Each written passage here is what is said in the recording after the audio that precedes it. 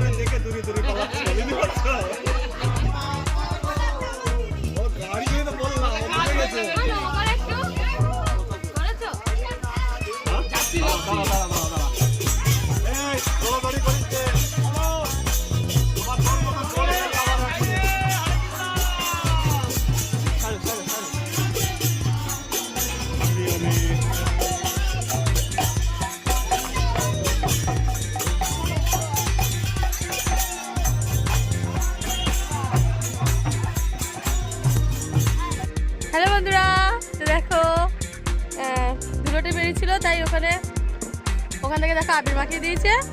আর এখন আসলাম ছাদে, আর এই যে দেখো আমার রিং লাইট, আর এই যে দেখো মাম, আর ওই যে দেখো আবির।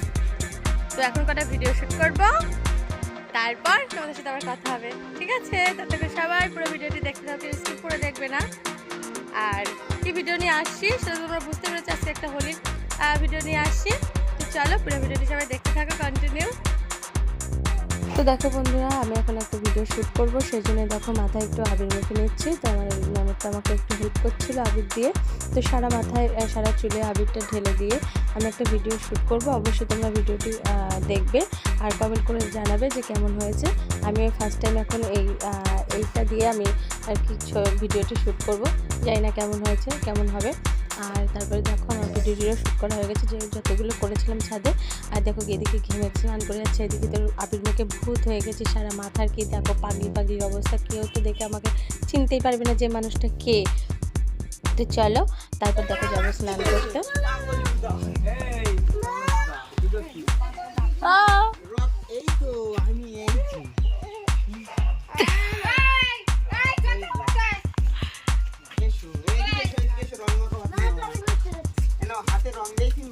বলে না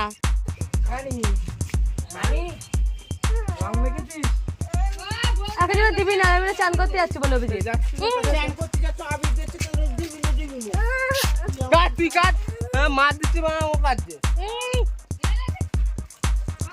নিঃশ্বাস নিতে পারছিল অভিজিৎ, পাগলা দেখো গালে মনে ঢুকাই গেছে আটাল। তো দেখো বন্ধুরা এখন আমরা পুকুরে চলে এসেছি, পুকুরে স্নান করবো। পুকুরটা একদম পুরো শুনশান ছিল, আর আমরা এখন নিশ্চিন্তে এখন স্নান করব।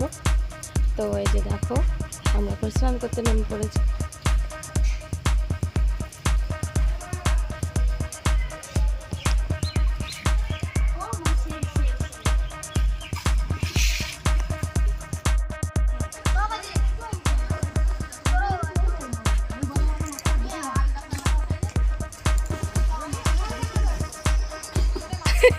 দেখ কে আগে আসতে পারে।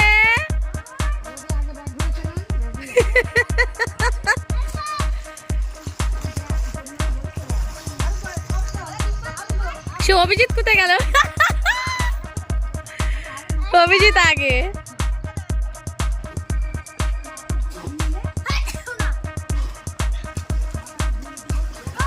ও ডুব সাঁতার কেটে চলে এসেছে না, ওই জন্য আগে চলে আসতে পারলো।